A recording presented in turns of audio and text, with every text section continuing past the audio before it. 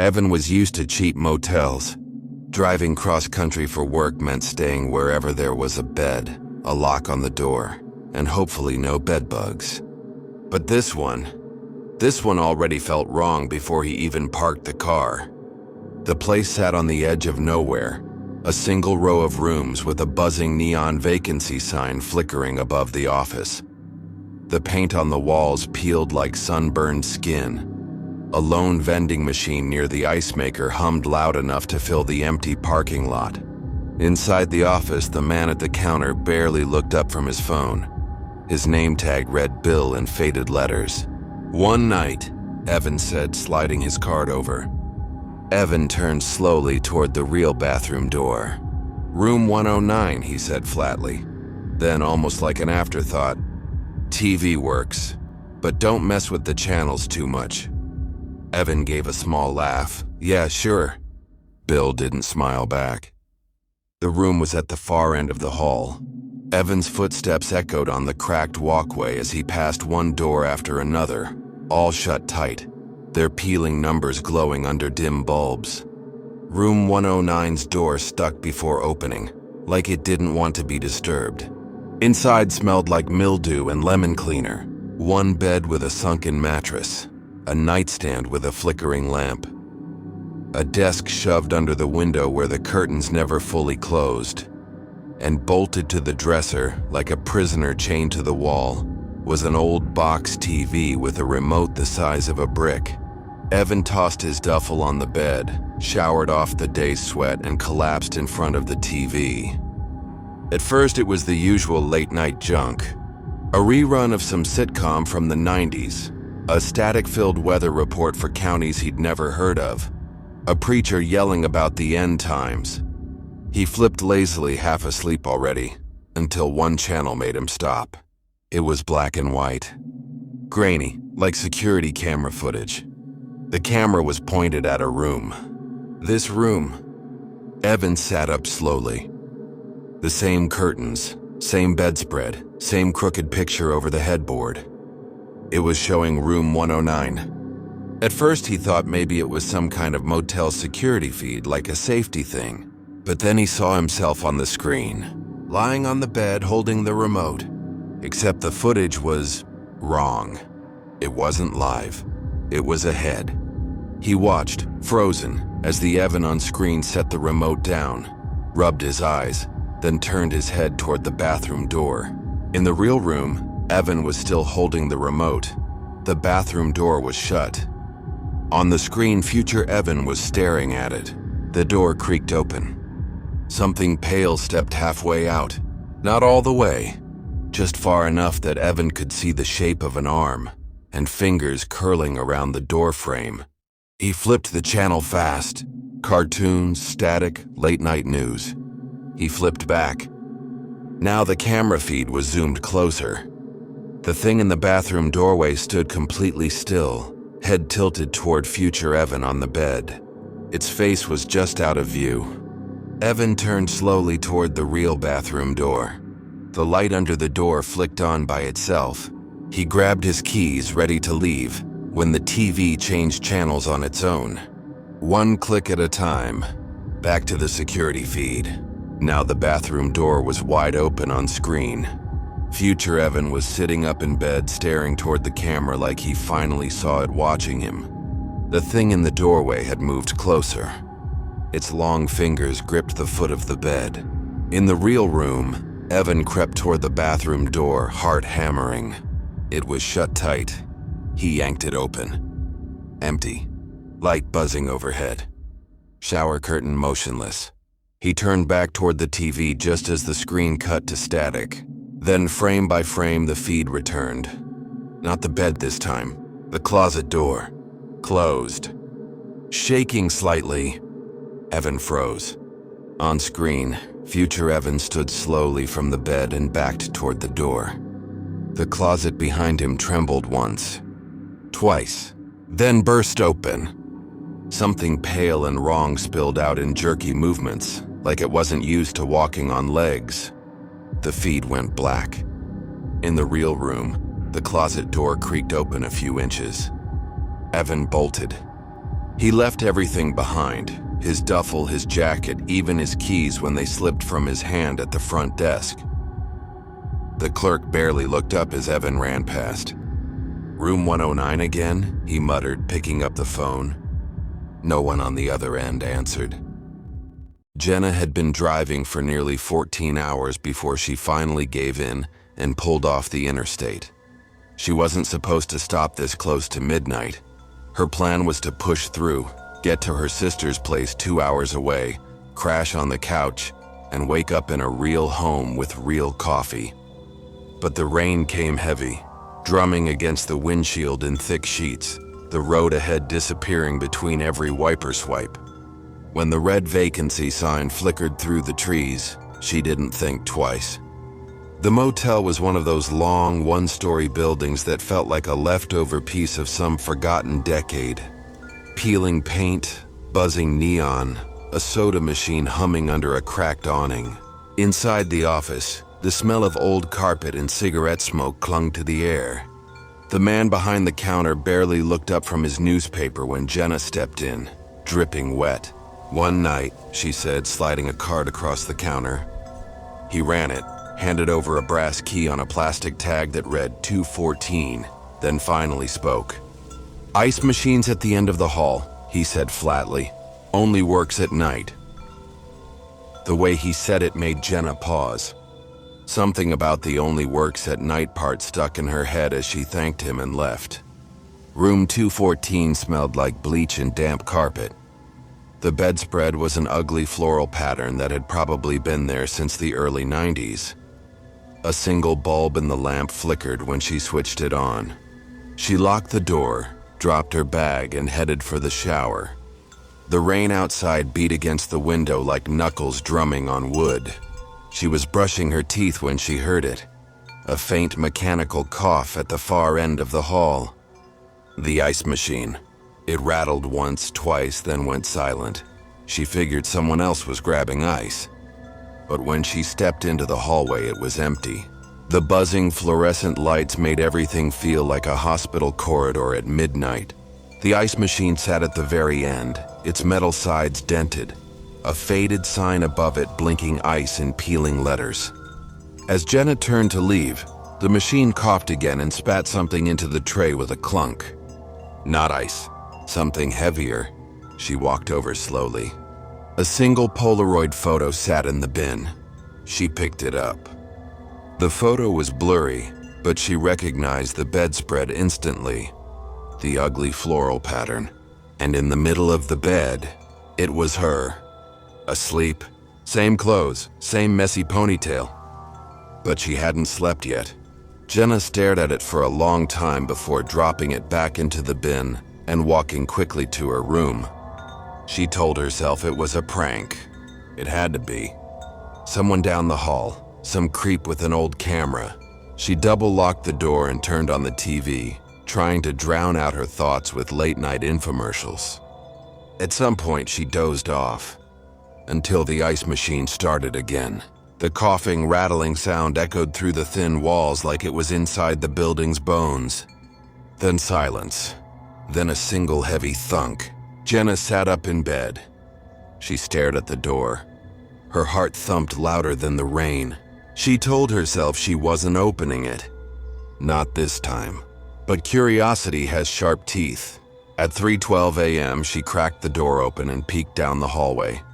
A second Polaroid lay on the carpet near the ice machine. She crept toward it, each step echoing too loud. The picture showed her door again, standing open a few inches. And in the gap, a shadow shaped like a person. Jenna spun around. Her door was shut tight, locked. But her skin crawled all the way back to her room. She slammed the lock, dragged the desk chair in front of the handle, and sat on the bed with the lights on. The ice machine coughed again. Metal rattling, then silence. Then a soft dragging sound in the hallway carpet. Closer, slow. Jenna held her breath. Through the peephole, the hall looked empty. But the ice machine wheezed one last time. Something slid down the chute with a dull clatter. She didn't pick it up. She didn't have to. because she already heard the footsteps. They stopped right outside her door. Matt checked into the motel just after midnight. He was used to late check-ins, used to the routine. A quick nod from the night clerk, a key card, or sometimes an actual key. The sound of his footsteps echoing down a too-quiet hallway. But this motel felt different the moment he pulled in. The parking lot was empty except for a single flickering light pole. The office smelled like dust and something faintly sour, like old coffee left on a burner too long. The clerk barely looked up from his newspaper as Matt slid a credit card across the counter. "Room 117, the man muttered. Then, almost as an afterthought, "Housekeeping comes early. Just hang the tag if you don't want to be disturbed." Matt nodded. He didn't plan on staying long enough to worry about it. The room was small and tired-looking. A single bed pressed against a wall where the wallpaper had bubbled and peeled. A TV bolted to the dresser hummed softly, even before he turned it on. Matt locked the door, tossed his bag in the corner, and collapsed onto the bed, fully clothed. Sometime after 3 a.m., he woke to the sound of wheels squeaking outside his door. He sat up slowly. The hallway was silent except for that sound. A faint, rhythmic squeal of metal wheels rolling over carpet. He checked his phone. 3:13 a.m. Too late or too early for housekeeping. He crossed the room quietly, bare feet on thin carpet, and pressed an eye to the peephole. A housekeeping cart sat in the hallway. Metal frame. Towels stacked neatly on top. A faded plastic bag hanging from the side filled with little hotel soaps and shampoo bottles. But no one pushed it. It just stood there, parked directly in front of his door like it had been waiting for him to notice. As Matt watched, a small square of paper fluttered loose from somewhere on the cart and slid across the hallway carpet, stopping at his door. He opened the door just enough to reach for it. It was a name tag. Plastic, white lettering. It said Matt in bold letters. His name. Matt stood in the open doorway staring at the cart. The towels on top rustled faintly, like something had just moved underneath them. He closed the door slowly, locked it, and shoved the chair under the handle. The next morning, he asked the front desk clerk about it. She looked confused, said housekeeping didn't even start until 8 a.m. They checked the hallway camera footage. At 3:13 a.m., the cart rolled slowly down the hallway on its own. No one pushed it. That night, Matt stayed awake. He turned off the lights but left the blinds cracked, the hallway glow slanting in across the floor. At exactly 3:13 a.m., the squeaking started again. The cart stopped outside his door. Matt held his breath and peeked through the peephole. The towels on top shifted like something was crawling just beneath them. Then came the knock. Soft, 3 times. "Hello?" Matt called through the door. No answer. The knock came again. The handle jiggled once, twice, then stopped. When Matt looked through the peephole again, the cart was gone. The hallway was empty, but the next morning, another name tag waited outside his door. This one had Matt written on it again, but now there was a date printed underneath. Tomorrow's date. By the 3rd night, Matt was too afraid to sleep. Every night at 3:13, the cart returned. Sometimes it left towels on the floor. Sometimes it slid tiny bars of soap under his door. One night, it left an empty key card marked with his room number. He told the front desk again. They stopped answering the phone after midnight. The 4th night, the power went out. The entire building went dark, hallway lights dead, even the exit signs glowing faintly in the dark. That was when Matt heard it again. The squeaking wheels. But faster this time. Coming straight toward his door. The knock was harder now. More urgent. Matt gripped the chair under the handle and held it tight. Through the peephole, the cart stood there. And for the first time, someone leaned into view. The face was wrong, too pale. Skin stretched thin, eyes bulging like wet glass marbles. The mouth was too wide, corners splitting into a grin that didn't move right. It stared through the peephole at him, perfectly still before the lights flickered back on. The hallway was empty again. No cart. No figure. Just a single name tag on the floor outside his door. This one had his name, and the time, 3:13 a.m. Derek was used to cheap motels. He traveled a lot for work, staying anywhere with a bed, a lock, and a halfway decent shower. But this place was different the moment he pulled in off the highway. The parking lot lights flickered like they hadn't been changed in years. One buzzed constantly, a faint mosquito-like whine cutting through the quiet night air. The office sign glowed vacancy in uneven red letters, half the bulbs dead. Inside, the clerk behind the counter barely looked at him. "One night," Derek said, sliding his card across the counter. The man ran it slowly, eyes dull, like he was half asleep. "Room 122, he muttered, handing Derek the keycard. "Non-smoking. Adjoining door stays locked." The way he said it made Derek glance up, but the man was already bent back over his paperwork, like he hadn't spoken at all. Room 122 smelled faintly of mildew and cleaning solution. The bedspread had a pattern that might have been flowers once but was now just faded stains. The carpet crunched faintly under Derek's shoes as he crossed the room, and on the wall beside the bed was the adjoining door. Thin, off-white paint cracked near the hinges. A heavy chain stretched tight across it, locked in place.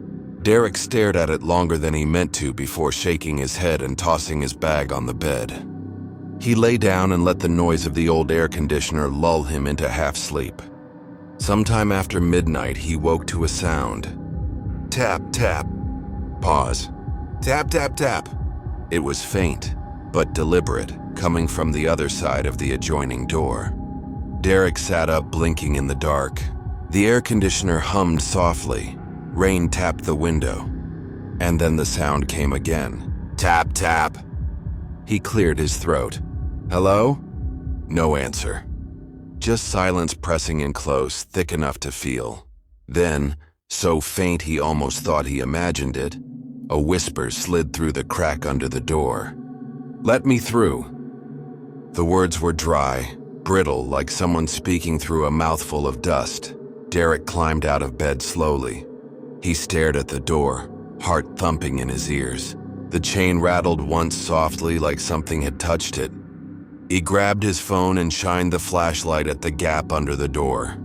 The light didn't seem to reach the floor on the other side. It was just darkness. Too much darkness. He called the front desk. The clerk sighed like he'd been expecting the call.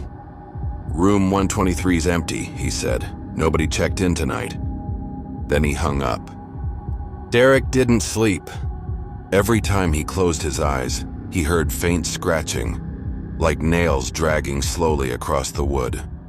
At 2:57 a.m., the doorknob turned once. Slow, testing the lock. At 3:14 a.m., the chain snapped. The sound was sharp, echoing through the room like a gunshot. The door creaked open on stiff hinges. The room beyond was identical to his. Same bedspread, same curtains, same scuffed dresser. But the air was heavy, damp, smelling like rain-soaked concrete. And the light, it was wrong. Dim. Like sunlight filtered through water. Derek stepped inside slowly. The carpet squished under his shoes, though no water was visible. On the nightstand sat a dusty glass of cloudy water. On the wall above the bed, carved deep into the paint, were words scratched in jagged letters. "It's not a room." The door slammed behind him. Derek spun, grabbing the handle. It didn't move. He yanked hard. Nothing. The phone on the nightstand rang. Loud. Shrill.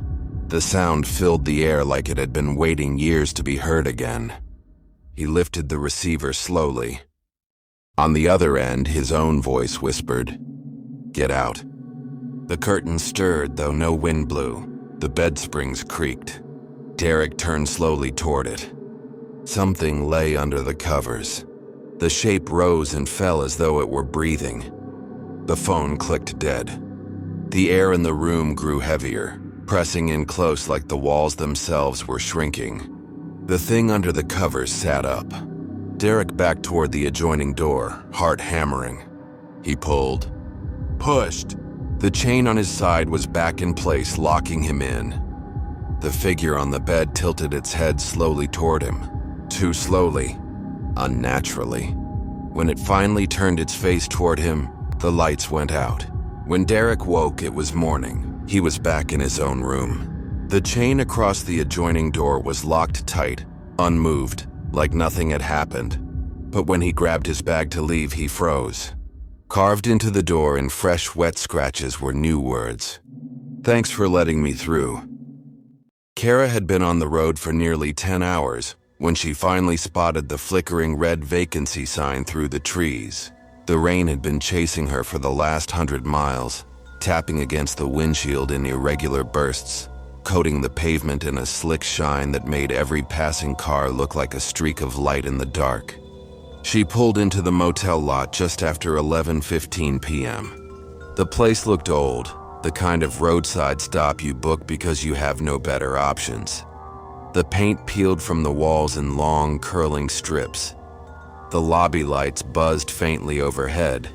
The man behind the counter barely glanced at her when she stepped in, dripping from the rain. "One night," she said, setting her card down. He processed it slowly, the printer behind him groaning out the receipt like it was about to die. When he handed her the key, he finally spoke. "Room 209, second floor." Kara thanked him, but he kept staring like there was more. Finally, he added, "Pool's closed for the season. Gates locked. Don't go near it after dark." His tone made her pause. But he was already looking back down at his paperwork like he hadn't said anything at all. Room 209 overlooked the courtyard where the pool sat in the center like a dark pit. Kara dumped her bag on the bed, peeled off her wet jacket, and crossed to the window. Below, in the weak yellow glow of a single floodlight, the pool lay under a chain-locked gate with a sun-faded pool closed sign swinging lazily in the wind. The water should have been still, but it wasn't. Something moved across the surface, slow ripples widening like someone had just slipped beneath. Kara shut the curtains and told herself it was wind, maybe rain. But the air felt heavier after that. Sometime after midnight, she woke to a sound, a low electrical hum, faint but constant. She pulled the curtains apart an inch and froze. The pool lights were on now, glowing pale green through the rain. The gate stood open. She stared down at the water. The surface shifted, tiny circles spreading outward as though someone walked along the bottom, just out of sight. Near the shallow end, something broke the surface with a faint splash. A small square object bobbed slowly upward, drifting until it hit the concrete lip of the pool. A locker key. Kara told herself to go back to bed. She didn't. The air outside smelled like wet pavement and chlorine. She crept toward the pool, shoes crunching softly on the soaked pavement. The key floated in the shallow end, turning lazily in the glow of the underwater lights. The gate swung shut behind her with a soft clang. She leaned over the water, staring at the key. The surface reflected the second-floor walkway behind her.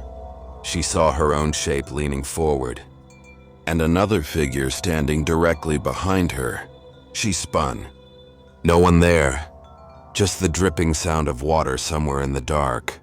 She backed toward the gate when a door creaked open above her. On the second floor, a man stood in the open doorway of room 217. He was thin, hunched slightly, wearing an old-fashioned swimsuit clinging to his pale skin. Water streamed off him, pooling at his bare feet. "Hey!" Kara called up. He tilted his head slowly, too slowly, then stepped back into the room. The door shut behind him. She ran to the lobby, demanding to know who was in 217. The clerk checked the ledger, scanning line after line before shaking his head. "No one stayed there in weeks," he said softly. Kara didn't sleep after that. Every hour she peeked through the curtains. The pool light stayed on until dawn, buzzing faintly, water rippling even when the wind died. When she checked out in the morning, sunlight turned the cracked pavement gold. She glanced up at the second floor. Room 217's curtains were open now. Someone stood just behind the glass. Water streaked down the inside of the window in long, dripping lines. They didn't move as Kara got into her car. They just watched her leave. Alex hated motels like this. The kind you found just off the highway, lit by a buzzing vacancy sign with half the letters burnt out, paint peeling in long strips, and a front desk clerk who looked like he hadn't slept in days. But after driving for 11 hours straight through a storm that turned the whole interstate into a blur of headlights and rain, he didn't care. He just wanted a bed. One night, that was it. The clerk didn't say much as Alex paid. Room 104, he muttered, sliding the key across the counter. He didn't smile, didn't even look at Alex. Alex almost didn't hear him when he added flatly, "Drip in the ceiling. If it bothers you, maintenance hall's on the far side. Just follow the signs." The way he said it made Alex pause, but the man was already staring back at his paperwork like the conversation was over. Room 104 was small and tired-looking. Stiff bedspread, thin curtains that didn't quite close, air conditioner rattling like it was choking on dust. And in the bathroom, the ceiling leaked steadily into the tub below. Plip, plip, plip. The sound filled the room, echoing softly through the thin walls. After nearly an hour of it, Alex gave up on sleep and went back to the front desk. The clerk didn't even look up this time. "Maintenance hall," he said again, sliding a flashlight across the counter. "Left, right, left. Doors marked." Alex frowned. "Don't you have someone for this?" The man didn't answer. The maintenance corridor was nothing like the motel halls. Concrete walls instead of wallpaper. Bare bulbs instead of carpeted sconces. The air smelled like dust and cold metal. Somewhere far off, pipes groaned faintly, like the building itself was breathing. And the mirrors? Every 30 feet, a mirror was mounted on the wall. But not right. They were all hung backwards. The silver backing faced outward, the reflective glass turned toward the wall like the mirrors were hiding something. Alex's flashlight beam bounced across them as he walked. Each one was scratched and dented, the walls around them stained by years of moisture and neglect.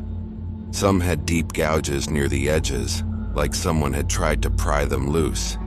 Finally, he found the service door. It opened into a narrow space behind the guest rooms, a maintenance passage running the length of the building, lined with wiring, vents, and old ductwork. The air was warmer here. Stale, like it hadn't moved in a long time. Through one vent, Alex could see directly into his own room. The view was from behind the bathroom mirror. He froze. Dust lay thick across the floor, undisturbed except for 2 sets of footprints, his own leading from the door to the vent, and another pair, bare feet. Long, narrow footprints that led right up to the back of the bathroom mirror and stopped there. Alex turned slowly, flashlight shaking slightly in his grip. The hallway behind him stretched long and empty, but it didn't feel empty. The air felt heavy, charged, like someone was standing just out of the beam's reach. On the way back, he passed one mirror that wasn't backward. The glass faced outward, clean enough to catch his reflection dimly. As he moved, something else moved in the reflection, behind him. Too tall, too thin. Head tilted at an unnatural angle like it was studying him. Alex spun, light cutting through the dark. The hallway was empty. Only the faint dripping of water somewhere deep in the building. He didn't run, but he walked fast, flashlight beam jerking across the walls as he retraced his steps. He didn't even notice the wet footprints now following his own. Back in his room, Alex locked the door. "Shut the curtains." Sat on the bed with the flashlight pointed at the bathroom door. The dripping had stopped. At 3:12 a.m., something tapped on the bathroom mirror. Once, twice, 3 times. Alex didn't move. The tapping came again, slower this time, nails dragging faintly across the glass. Then words began to appear, one letter at a time. From the inside, liked the view? The mirror went dark like someone had shut off the light behind it. Alex's phone rang suddenly, loud in the silence. He grabbed it with shaking hands. The front desk number flashed on the screen. He answered. But it wasn't the clerk's voice on the other end. It was his own voice, whispering from the vent behind the mirror. The storm had started just after midnight. Rain battered the parking lot in waves, blowing sideways under the flickering yellow lights, turning the cracked asphalt into rivers of shining black water. Inside the motel lobby, everything felt too still. The air was stale, the vending machine hummed faintly, and the ancient clock above the front desk ticked so softly it seemed afraid to be heard. Behind the counter, the night clerk sat alone, watching the rain through the glass doors. The phone hadn't rung in hours. The register sat empty. The vacancy sign outside glowed a weak red above the howling wind. At 2:17 a.m., the printer in the back office sputtered to life. The clerk frowned. It only printed when someone checked in, but the lobby was empty. No headlights outside. No footsteps on the wet pavement. A single page slid out, ink still glistening. Room 6, check-in 2:22 a.m. The clerk stared at it. He checked the parking lot again. No cars. Rain hammered the glass like 1,000 fists. He called the room out of instinct, the receiver cold against his ear. It rang once before someone picked up. The voice on the other end was his own, whispering. Urgent. Don't open the office door. The clerk froze, heart thudding loud in the empty lobby. Before he could speak, the line went dead. The lobby bell above the front door jingled faintly. The CCTV monitor above the counter flickered, showing the grainy lobby feed. It lagged by a few seconds, but when it caught up, the chair behind the desk wasn't empty anymore. Someone sat there, someone who looked exactly like him. The power flickered once. The CCTV feed cut to static, then came back. The figure in the chair now faced the camera directly. Wide fixed grin. Unblinking eyes. Like it was waiting for him to notice. The printer whirred again. Another page slid out slowly. Room 7, check-in 2:27 a.m. The clerk grabbed his flashlight. Rain slashed against him as he crossed the lot toward the rooms, water running down his neck, soaking through his shirt. Rooms 1 through 5 were empty, beds made, curtains drawn, air stale and undisturbed. Room 6's door was shut tight. A faint, warm light glowed beneath the crack. He knocked. No answer, but he thought he heard breathing. Slow, too close to the door. Room 7's door stood open a few inches, rain blowing in across the carpet. He pushed it open slowly. The room was empty. No luggage, no footprints but his own. The bed was perfectly made, except for the shape beneath the blanket. Something moved under it. He yanked the covers back with shaking hands. Nothing there. The sheets were wet, cold, like someone had just climbed out moments before. The lights across the entire motel flickered violently, then went out. Everything drowned in darkness. The clerk bolted back toward the lobby, flashlight beam jerking across rain-slick pavement. The vacancy sign outside buzzed red through the storm, until the letters began to flicker. One by one they burnt out, leaving only 2 words glowing faintly. The CCTV screen in the lobby glowed faintly, running on backup power. It showed the clerk on the screen, standing exactly where he stood now. Same rain-soaked clothes, same flashlight trembling in one hand, but the version on the screen was smiling, too wide, too still, like a wax figure waiting for him to notice.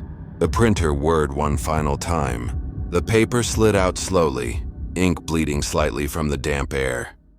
Room 8, check-in 2:34 a.m. His own name was printed underneath. If you made it this far, thank you for spending your night with us. If these stories gave you chills, there's plenty more waiting.